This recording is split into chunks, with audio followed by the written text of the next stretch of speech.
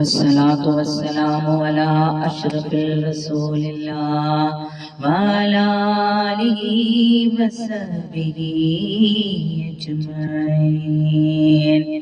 ഏറെ ബഹുമാനപ്പെട്ട ഉമ്മമാരെ, സഹോദരങ്ങളെ, എന്നെ കേൾക്കുന്ന എല്ലാവർക്കും അസ്സലാമു അലൈക്കും വറഹ്മത്തുള്ളാഹി തആല വബറകാതുഹു.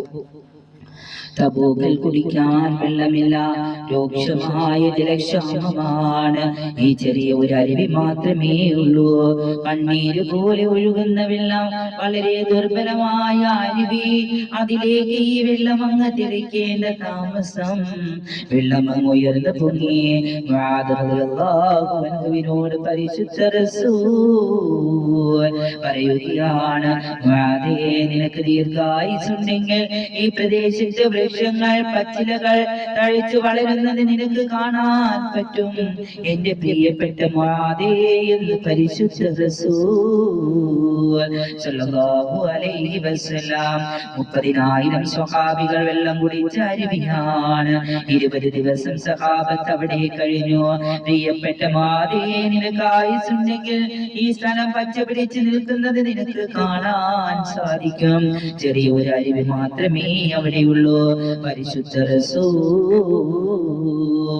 സല്ലല്ലാഹു അലൈഹി വസല്ലം ആ അരുവിയുടെ അടുത്ത് ചെന്നുകൊണ്ട് ദുആ ചെയ്യുകയാണ്. അല്ലാഹുവിന്റെ മുന്നിൽ ഹന്തക്ക് നിന്നുകൊണ്ട് ദുആ ചെയ്യുകയാണ്.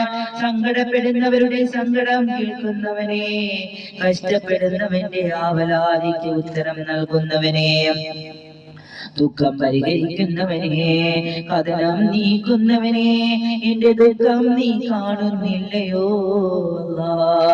എന്റെ സങ്കടം നീ അറിയുന്നില്ലയോ തമ്പുരാനെ? എന്റെ അവസ്ഥയും എന്റെ സ്വഭാവത്തിന്റെ അവസ്ഥയും നീ കാണുന്നില്ലയോ അല്ലാഹ് എന്ന് പരിശുദ്ധ റസൂൽ സല്ലല്ലാഹു അലൈഹി വസല്ലം.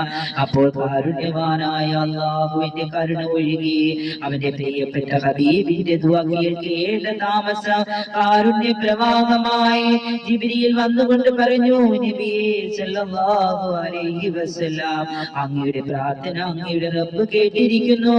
അത് കേൾക്കേണ്ട താമസം കവിൾത്തടത്തിലൂടെ കണ്ണീർ ചാലിട്ടൊഴുകാൻ തുടങ്ങി.